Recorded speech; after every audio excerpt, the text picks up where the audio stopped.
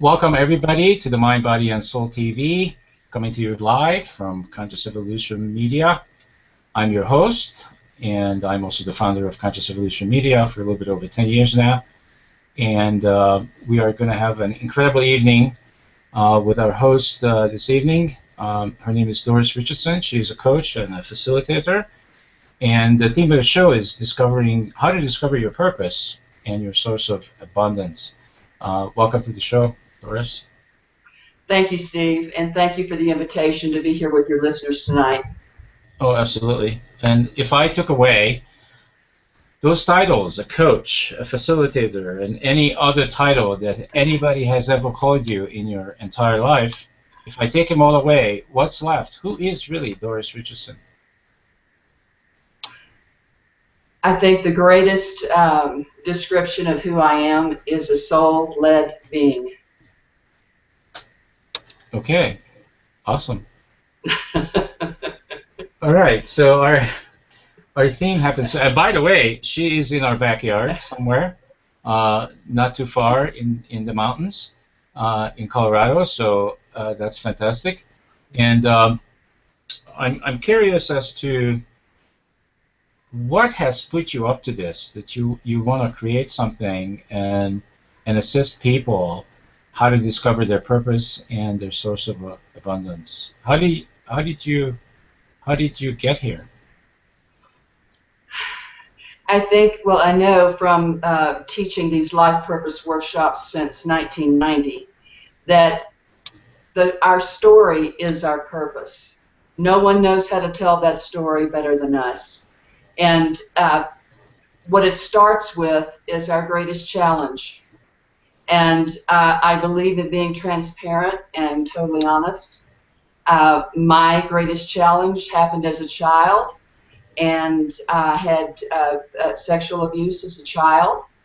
And my path from that point on, working through the greatest trauma that establishes a very core unconscious belief that serves as our roadblocks as we're going down our path to our life purpose, and that gives us our lessons. And I can give you some instances of that, but for me, as a survivor of that sexual abuse, it actually has turned into my life purpose.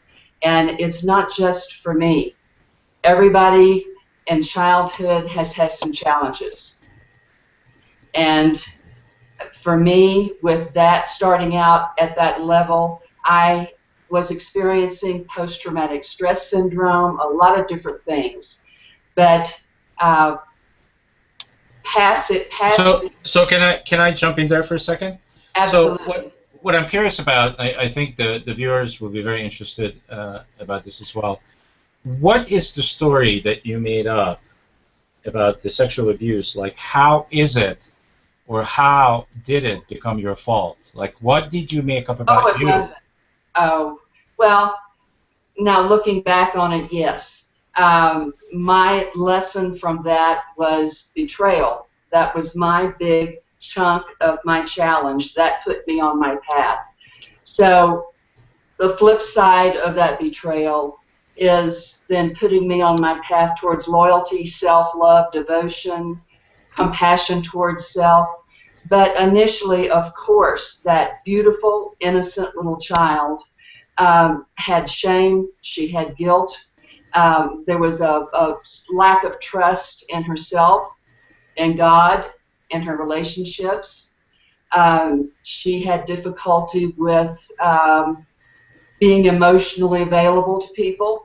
And all of these things are very 3D based. And if I were to encapsulate everything that I do, because of our population moving into fourth, you start with our 3D, all of these issues, fear-based, not cherishing body, all those things are 3D. And then we take them into the 4D of the words like loyalty and devotion, trust and self-love, and self-love is one of those big words like life purpose.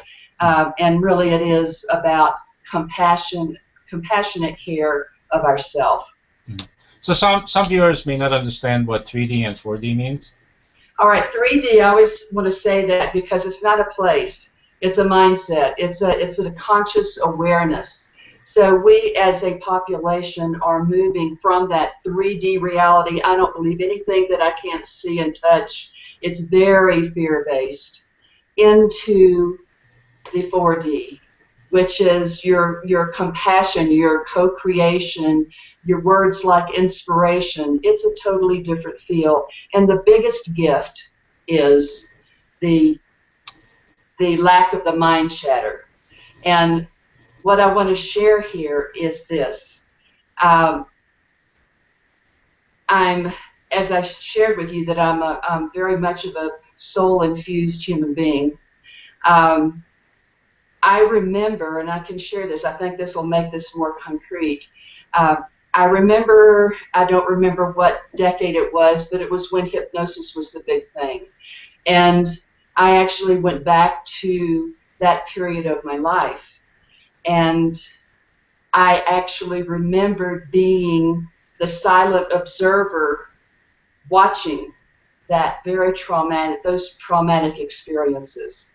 And that is the gift. And what I understood now, later on in my life, was that I was looking at it from the benevolent lens of my soul. And then it's just been a very precious co-creation with me, and very specific turning points that I've experienced as a result of that relationship with soul. The only desire that soul has is to lead us to our life purpose, or our higher purpose. There's a lot of different names for it. So let me ask you, Doris, about what is the direct opposite of betrayal?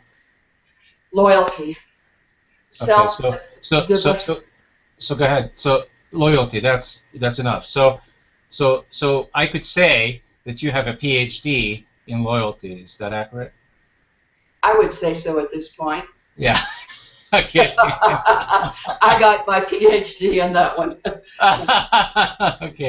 Okay, fantastic. So I just want the viewers to understand that we all have these childhood dramas, and yes, and it's not bad news. It's actually good news, because there are some. Well, one of the good news, obviously, is that it's part of our growth. It's part of our journey, and the other good news is that there are some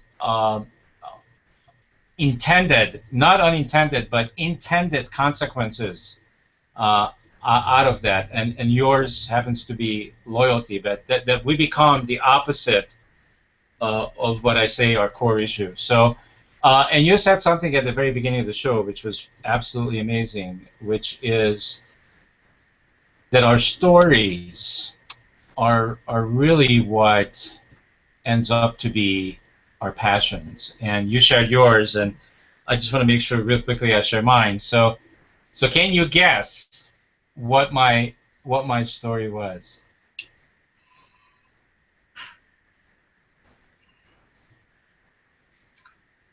Based on who I am today and what I'm doing. Based on who you are today. Uh-huh. Well, I wish that it were that clear cut. I want to share something. Just because I was sexually abused does not mean that I am focusing this on people who have been sexually abused. All of us suffer post-traumatic stress syndrome from whatever dysfunction was going on in our childhood. We've all got something. We've all got a reason that we were maybe walking on eggshells around the house, or waiting for the other shoe to drop. Maybe it was a divorce. Maybe it was an angry parent. Maybe it was an alcoholic parent.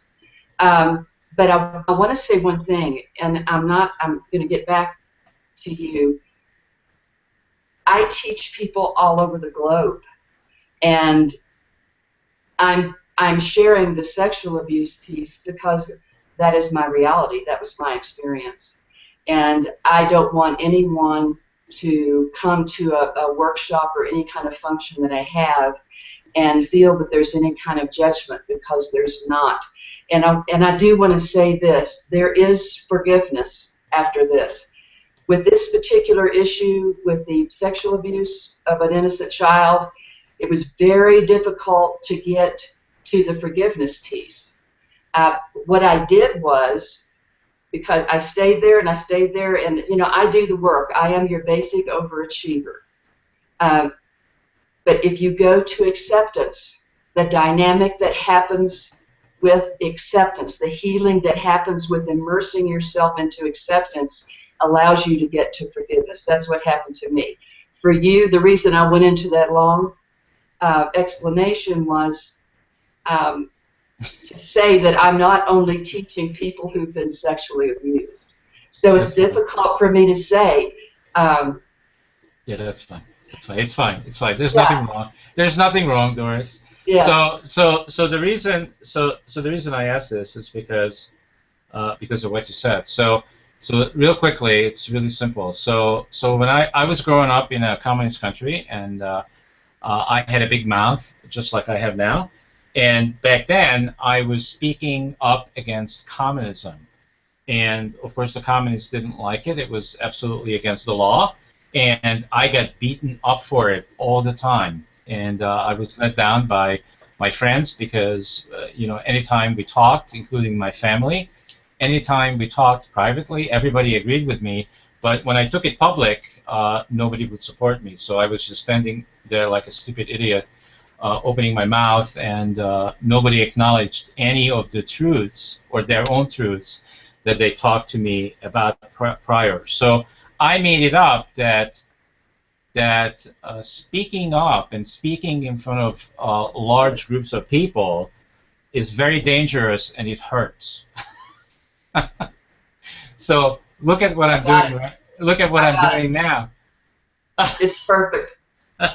It's absolutely perfect. It doesn't hurt anymore. I actually love it, and I enjoy it, and it's not even work. It's just a natural way of being in terms of who I am. And that's the key. That's the whole key. I'm a big picture kind of person. One of the questions, if someone were to ask me, what do you do as naturally as breathing? It would be taking a large concept and breaking it down. Some people call it down chunking, or I don't want to say up chunking because it can be misunderstood, but going from a large concept and breaking it into smaller concepts. Healing, and I do want to share something that's important here. My challenge was not only the abuse. I have three other things. When it became time, Soul showed me this. Besides the sexual abuse, then on down the road as an adult, I started getting. I was diagnosed with colon cancer. I was diagnosed with diabetes, and I was diagnosed with congestive heart failure. And this is what I want to share with the listeners, is that when I was diagnosed with the colon cancer, it never felt like it was mine. I know that you've heard of ancestral biology. Mm-hmm. And, as we're moving into this three-dimensional light bodies, our human bodies have to go through some stuff, evidently, because of the ancestral piece. But for the colon cancer, and it wasn't denial. It wasn't, I was congruent in every part of my being that this was not mine. And I actually, again, that silent observer, I had such incredible compassion towards this human Doris. And that is where the self-love comes from. It's the real deal. When you are co-creating with your soul, it allows you to have the deepest compassion for this human. It's not just an intellectual thing. And that's another perk from working with soul, is the mind chatter stops. It's a beautiful gift. It's a beautiful gift. Yes, I received it a couple of years ago. Yes, it is a beautiful gift. It really is. You go back to old energy kind of concepts. I was a Gemini with Virgo with Gemini, and it's very mental kind of thing. And it goes back to the Atlantean times.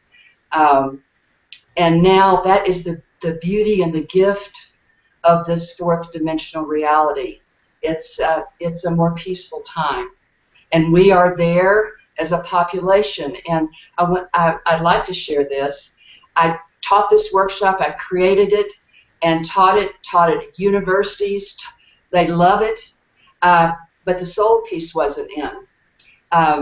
Some groups, at a public university, it's difficult to bring that piece in, but they love it. All the undeclared majors, they love that. But professionals, non-professionals, the whole thing. Now, and I'm very excited about this, is it's time, and it's because the population has moved out of that 3D into the 4D, and connecting with soul. It's nothing that anyone needs to be frightened about.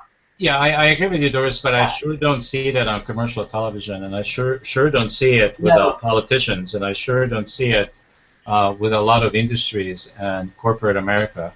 So what you're talking about is still in the minority.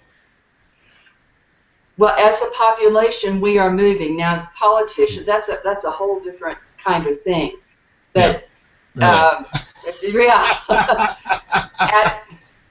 And the advertisers and PR people are now getting it. I see a lot more heartfelt kind of messages, because for me the learning really does take place at a heart level, certainly not at the mind level. Yeah, absolutely. So why is it so difficult for people to really discover their purpose? Why is it that so many people are stuck? Steve, so many people have so many different avenues, and they've got all these bells and whistles. If you want to know your life purpose, you got to pay for this, you got to pay for that. It's something that's outside of yourself. When you connect, when you invite, and your soul will never come in unless you invite it. And that's one of the things that we do, and I'm very excited about doing that now. And I want to say this. The soul, what it feels like to co-create with soul is 100% light and compassion. And when you invite your in to create with you, you feel, the only thing you feel is a heart expansion, a warm feeling. And when you do, and when you stay in your heart area, you keep your awareness in your heart area, then your soul stays. But when you get in dissonance and fear and anger and rage, it's not part of that. So it's a matter of breathing. And another thing is, I've always known that I was a bridge for mainstream.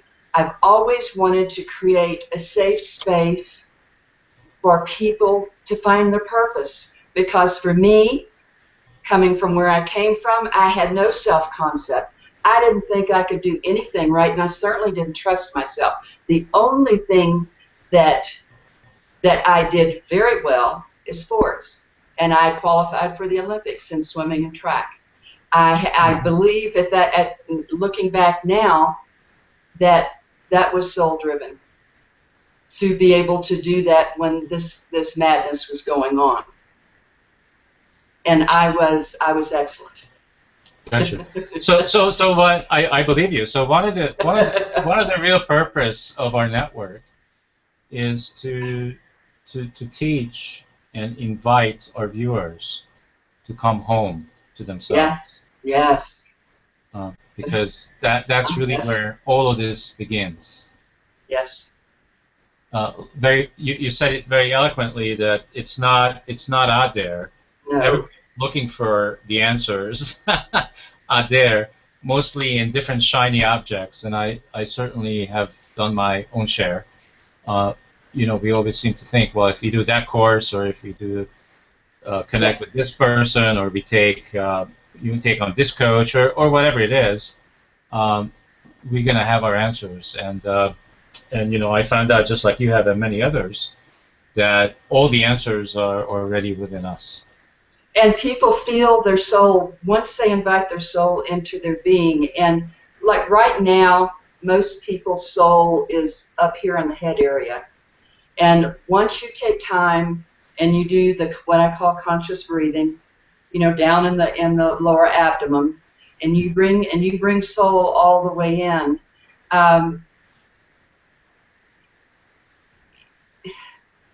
It's an effortless kind of experience, and the only thing that you feel more grounded, and you feel grounded.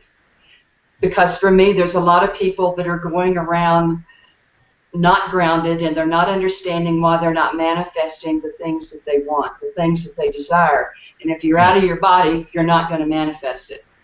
Yeah, may I just add something to that? Certainly. So for me, it's like I'm no longer available for the chaos of the world. Yes. Because I know who I am. I am an automatic, and who I am being, most importantly, every moment, I am a screen for the chaos. So the only thing that comes in is what's congruent with who I am being. Yes. Everything else is automatically repelled. Yes. And that's what makes it so easy. I don't have to work hard at this. Well, you're obviously you're living your purpose, a purpose-driven life. And when you think about it, this is not a hokey statement, this is the most important time on our planet for us to be able to practice our purpose in the daily life. We're more effective in our relationships, we're more effective in the local community, and we're certainly putting out more of a radiance for our global community. And it's just, I don't mean for it to sound simplistic, but just feel into that. You're living your purpose. And another thing with your life purpose is there's no efforting. I mean, we're busy. I created an engineering, geology, geophysical, and leadership schools all over the country. And I was chief cook and bottle washer. And I was the intermediary between Washington, D.C., Capitol Hill, a very toxic school system, and the energy industry.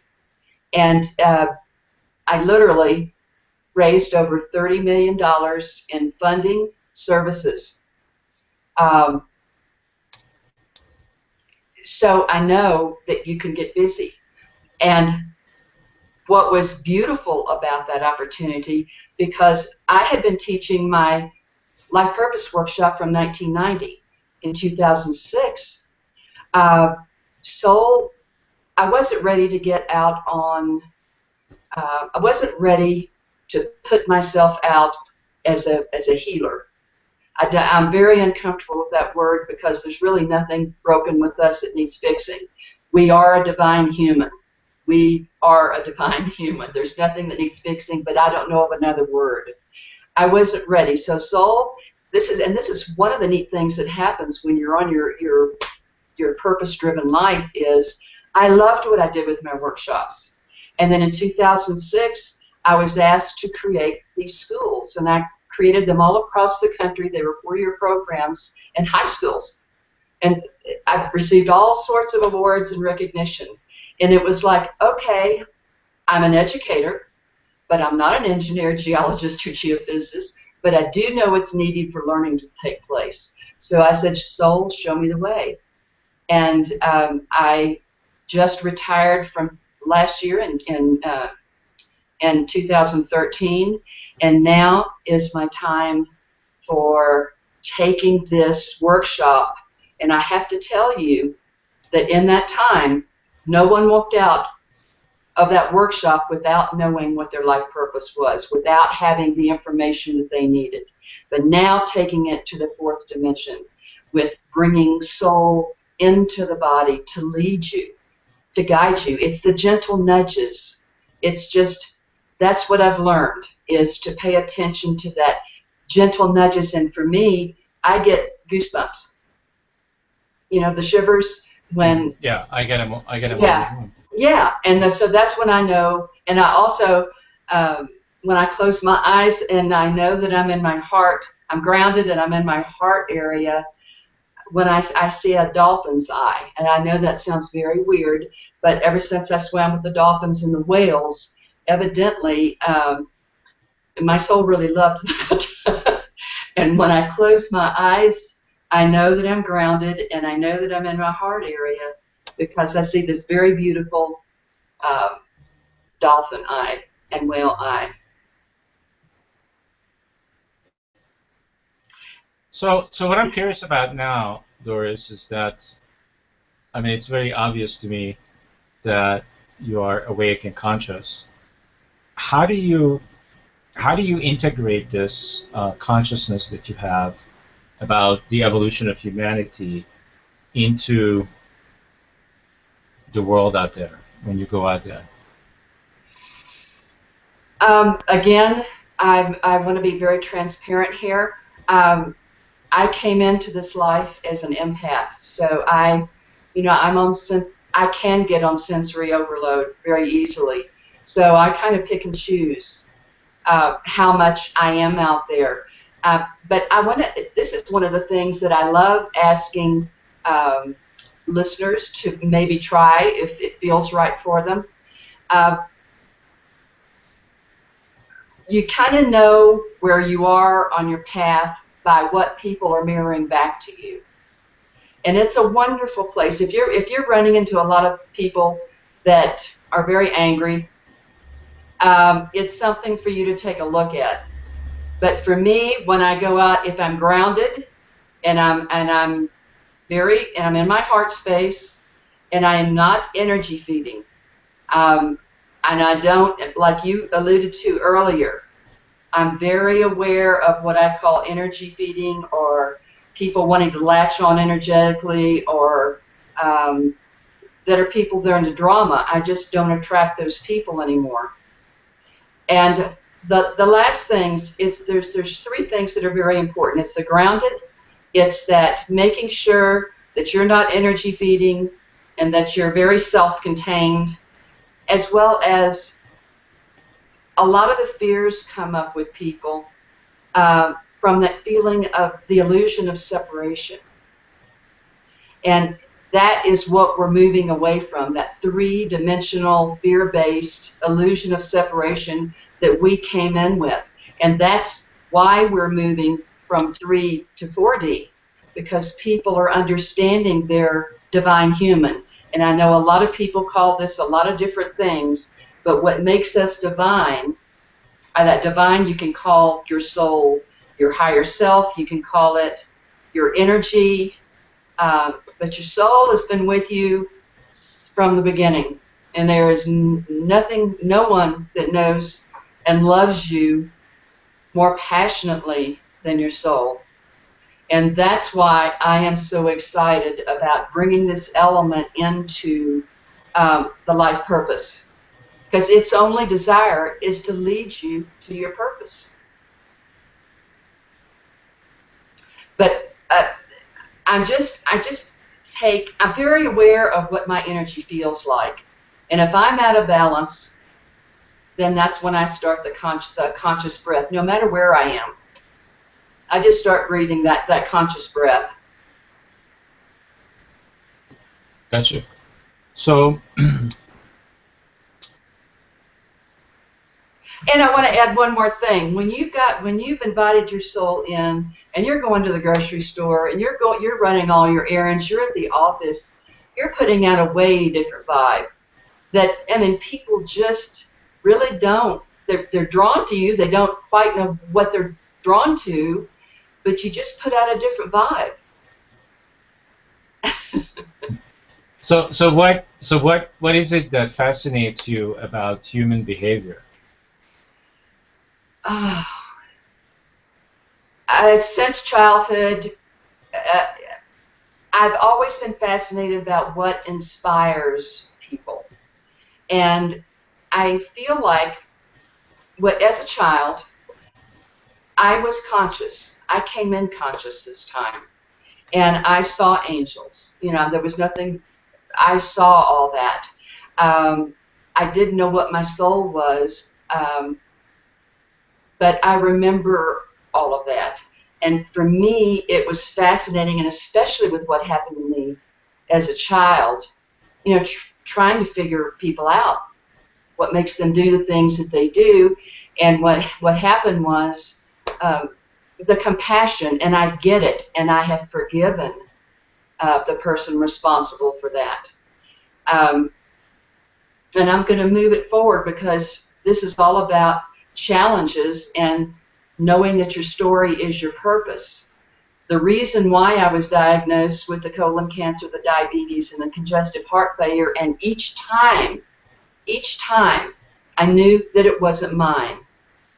I knew that it was this human body that was going through this stuff. I was never treated for anything, and I'm 69 years old, and I'm blessed with very good health. 69?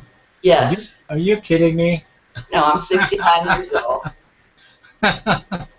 And blessed with very good health. So I have to be very careful here. I'm not telling anybody that's been diagnosed, you know, with any of these things.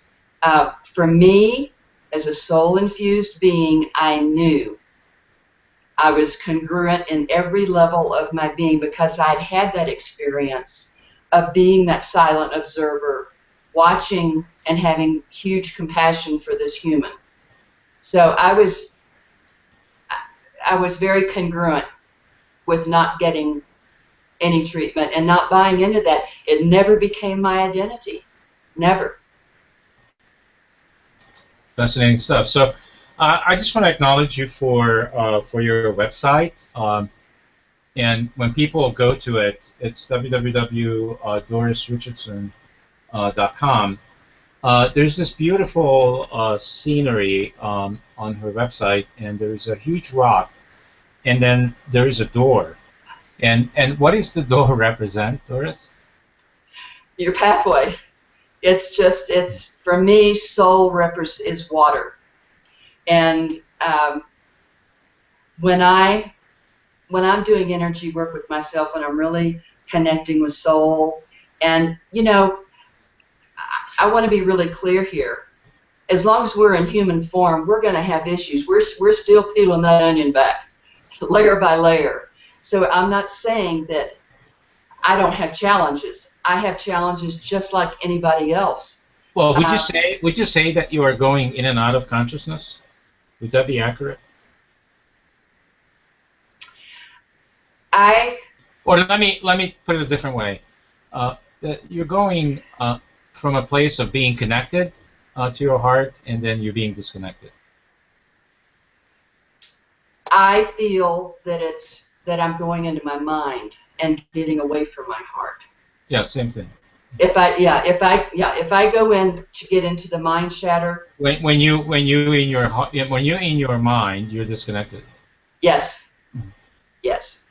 Absolutely. And the water for me represents the soul, because when I do energy work and I visualize when I'm bringing my soul into my body.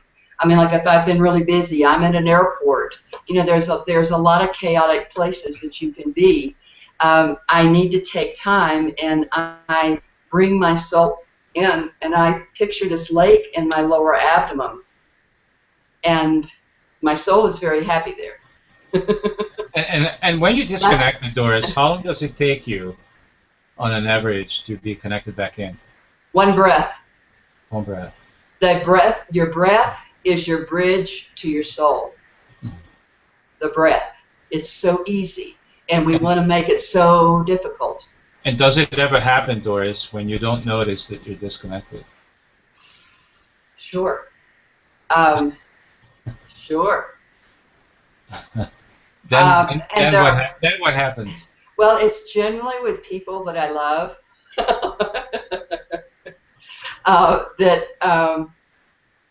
And it really doesn't happen that much anymore. But it does, but you catch yourself immediately because I so know how my body feels, my energy feels within my body, that when I'm out of balance, I call it back. And and then tell us about what does intuition has to do with all of this? Well, your soul is, you know, that's pretty much what it is. Your soul is your female energy, and there's one thing that is very important when we're following our passions and activating our DNA on our way to our higher purpose, is keeping the male and the female creative energy balanced. Now, I'm not talking about men and women. I mean, I've got male and female creative energy within me, and you have the same. And when you just want to make sure that they're working and playing together well. So, you know, I'm very aware of when I'm out of balance. And as I said, it happens to me just like anybody else. And then because I am so in touch with how I feel when I'm in balance, I pretty much know it immediately. So how does this work for you in a relationship? How does it work for me in a relationship? Like you know, I mean, we all know that when we do this within ourselves, it's one thing. When two person gathers, it's another, and when more than two gathers, it's even a third thing. So it gets to be more interesting the more people gather. Well, for me, I've noticed that I really meet some really neat people. Because again, when your soul is, remember, soul is 100% light and compassion, and when you're radiating that, you meet some pretty neat people. So are you in a relationship right now? No. Or is that too personal? That's personal. Okay, well then you can just tell me. I'm not going to answer that question. That's fine. That's fine. Okay. The reason I'm asking is, I mean, we probably all know that that in relationship with another human being, and that could be an intimate relationship or it could be a friendship, you know, it doesn't matter. It could be a business relationship with somebody. But that's when we have an opportunity to be able to look into our mirrors. Yes. And for so many people, you know, where we go with these experiences is we go to blame. And you know, I've done this many times on the show that, like, you and I are dialoguing right now on the show, but there's only one of us here because we're connected.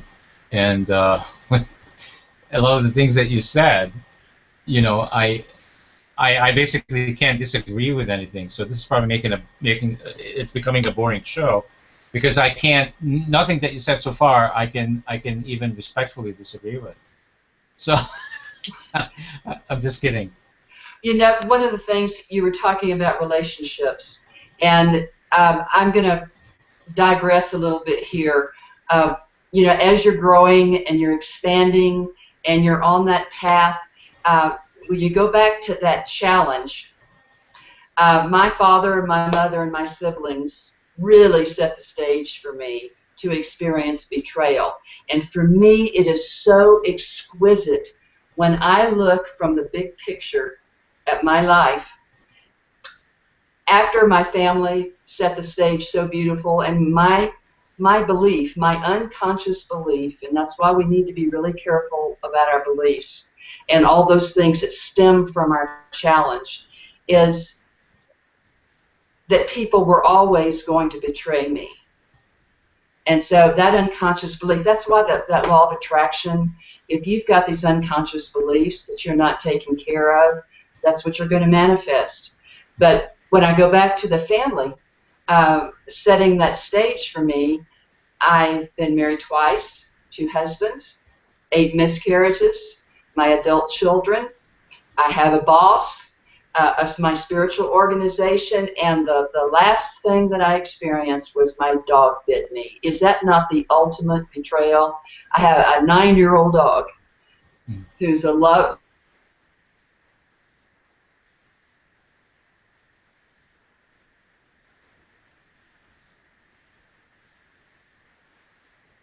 visit is this. Every meaningful relationship, down to my dog, was getting my attention because that was my unconscious belief. So that's one of the neat things. That's one of the neat things that we're able to track, and so that everybody can get that big picture experience, and then meld it down to putting it all together and mapping, and I always smile when I say this mapping, with when people get exactly what they want to do and they know what that feels like, what they want and what they feel like they deserve to have in life. Because I want to say this, you can leave the workshop and the next day you may meet someone that will totally put you where you want to be. The other is just to satisfy the mind chatter, that you've got to give the mind something.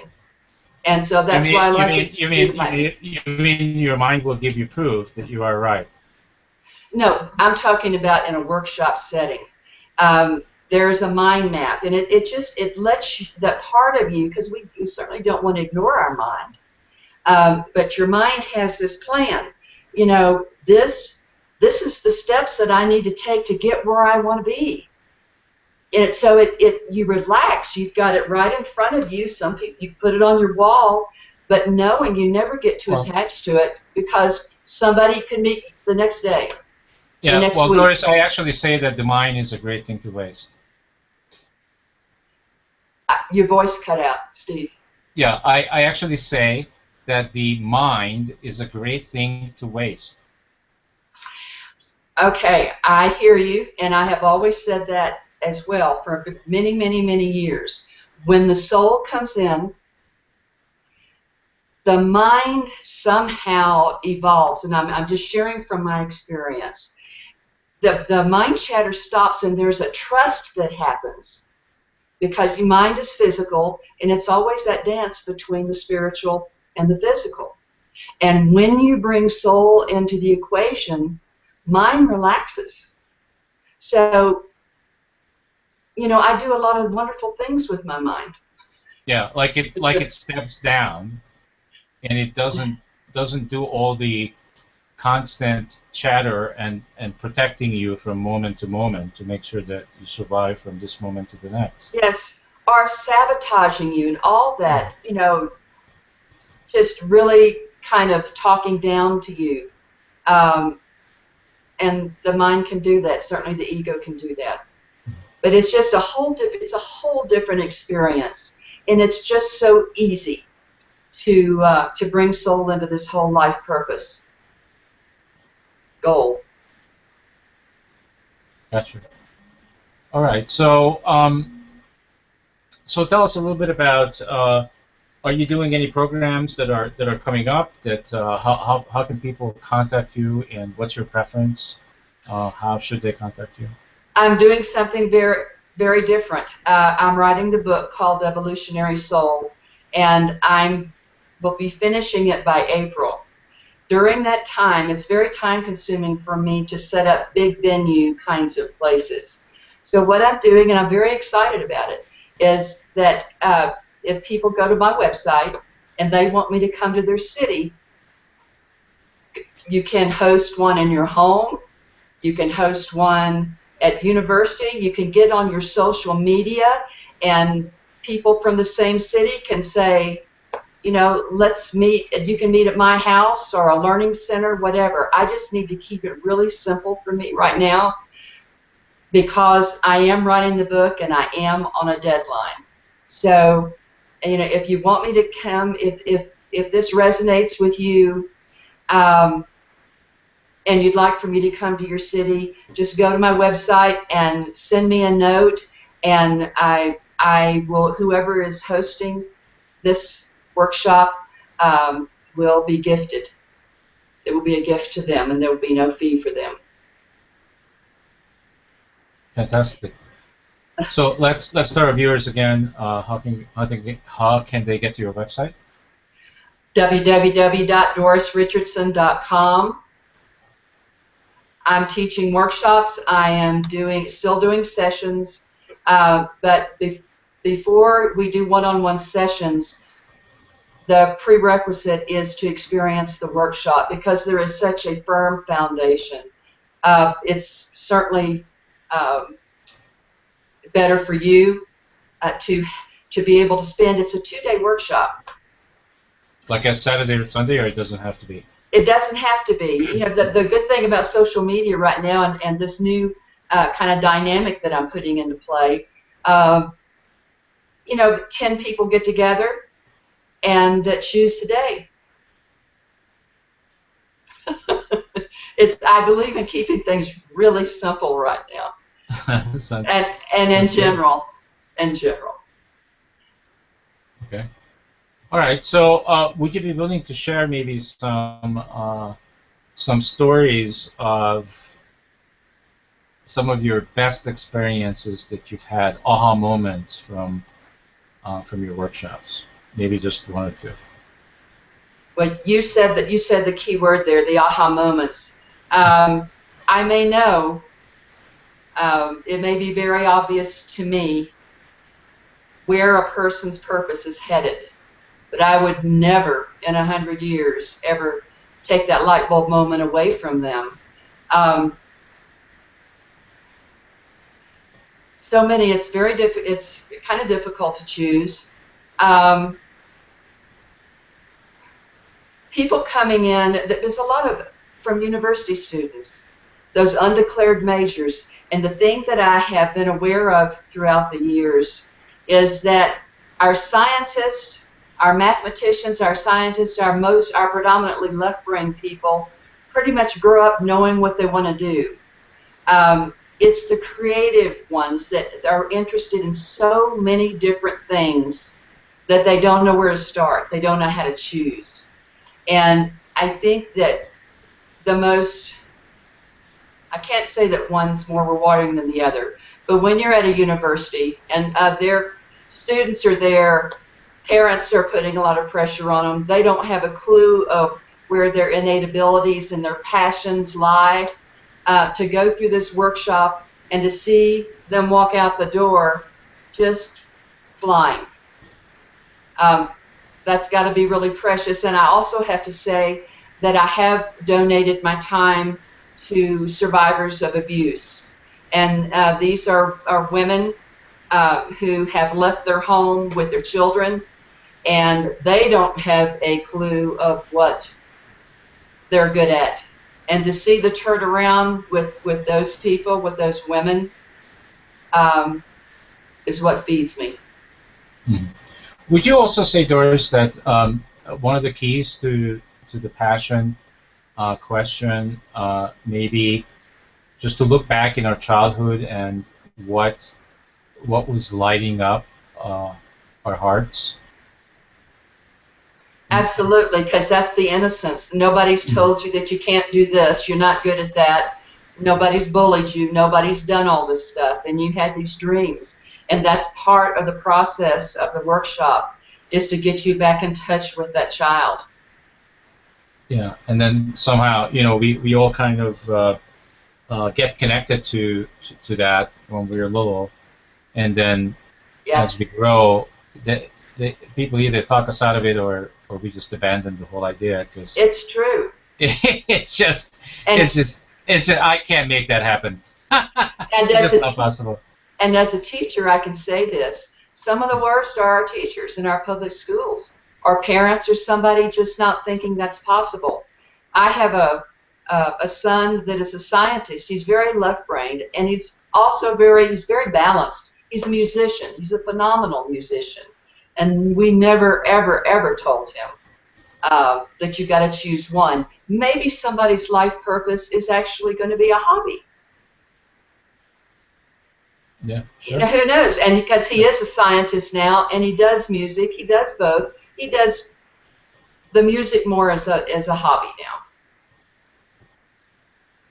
Interesting that you brought it up, because I was going to share this, and then I let it go. But now that you brought it up, so when I was a teenager, I was playing trumpet, and one of the ways that I was dealing with the communists is that I wanted to do something that I absolutely loved and enjoyed, and all my parents, all my relatives were saying to me that that just doesn't make any sense. I mean, you're not going to make a living Yes. being a trumpet player, you know?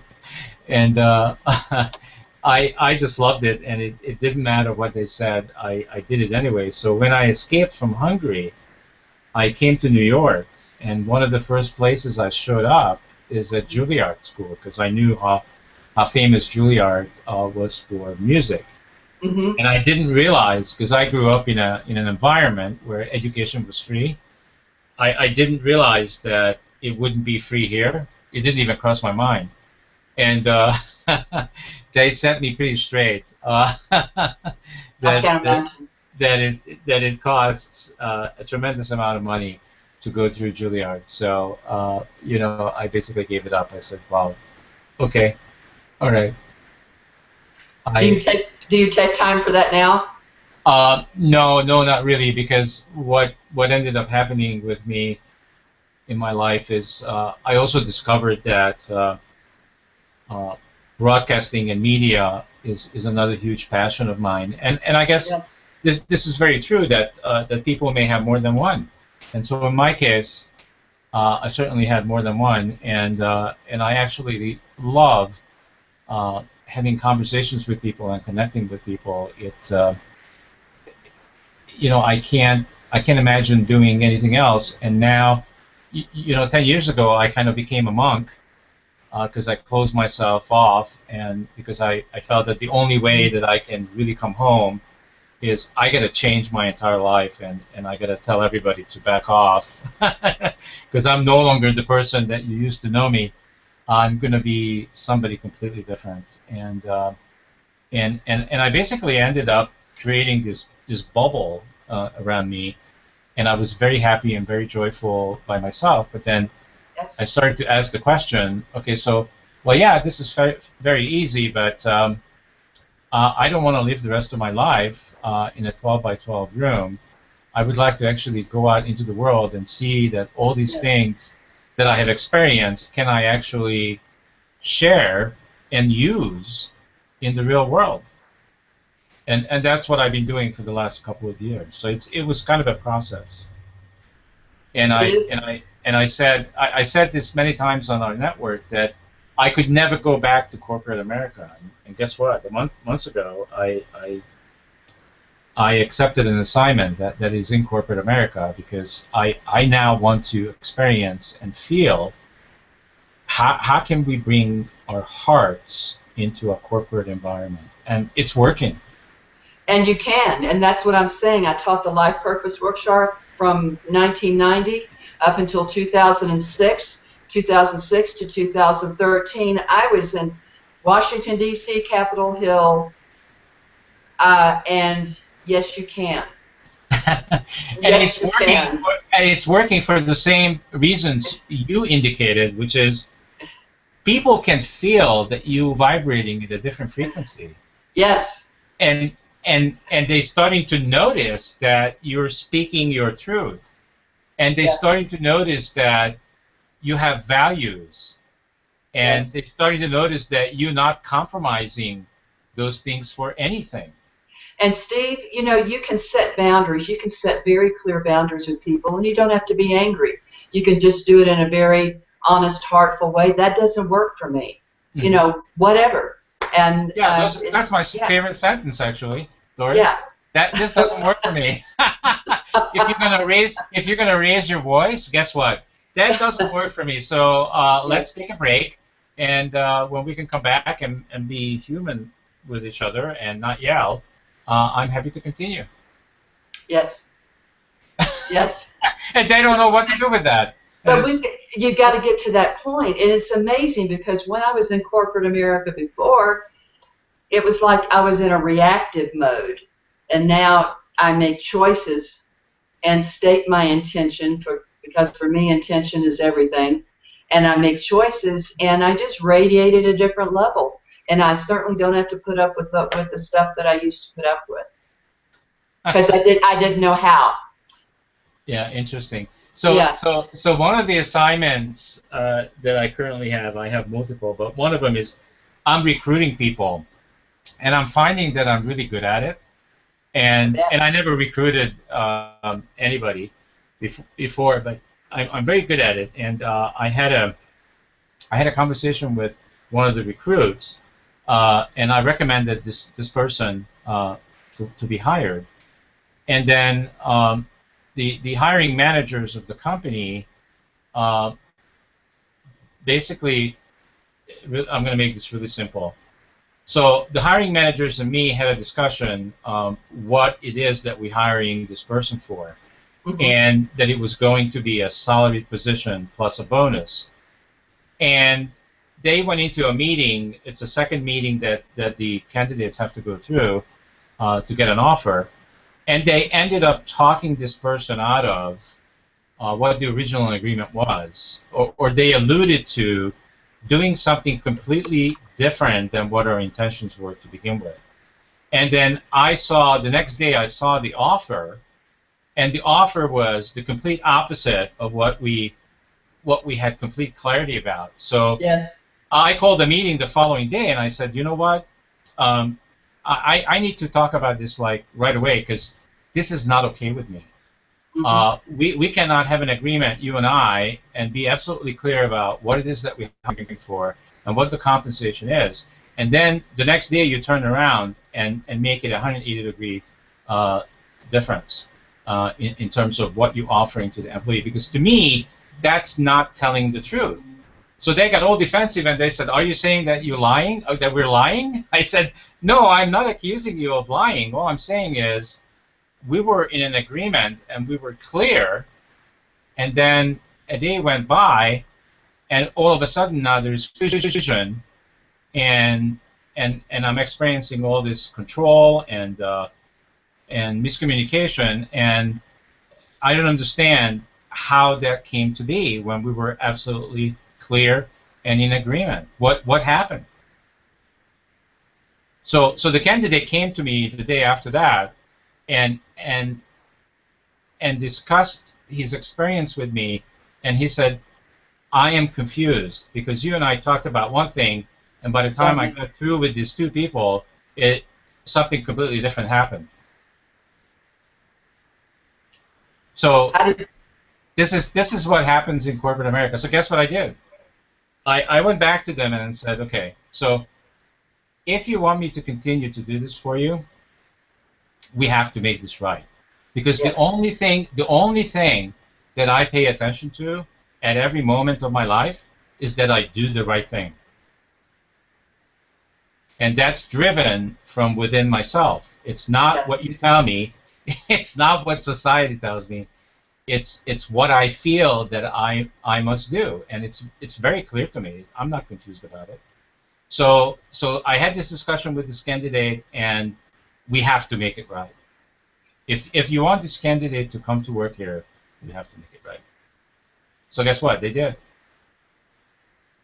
Good for you. Good So for you. to It's a me, beautiful to thing. me, that's like I was in corporate America before for 30 years, and this kind of stuff happened all the time, and they always got away with it. Mhm. I'm not. So go You're ahead. cutting out. I'm not hearing you. Yeah, that's all right. That's okay. You must not need to. If you would need to hear me, you would. Obviously, I'm not saying anything important. It's okay. So, Doris, our conscious hour is over. Are you surprised? It's gone very quickly. Very Yeah, quickly. it always does. So this is just again another proof to our viewers that when we are in the present moment, and that's another thing There it that is. we are teaching people by example, is that when two people like Doris and myself are connected in the present moment, and we're not creating anything that what we're sharing with you from the past or from the future, we are actually being right here with each other. Time and space disappears. Yes, absolutely. So And in our bodies. yeah, that too. So again, Doris, I would love to acknowledge you for being who you are and the tremendous work that you do in the interest of yourself and the interest of humanity. Absolutely, you're absolutely an outrageous human person, and thank you very much for being who you are. And if anybody was touched, moved, and inspired by what Doris shared, then please go to www.dorisrichardson.com and take her up on her offer to put together maybe 10 or 20 people and invite her to do this work with you and your friends and your family or whoever.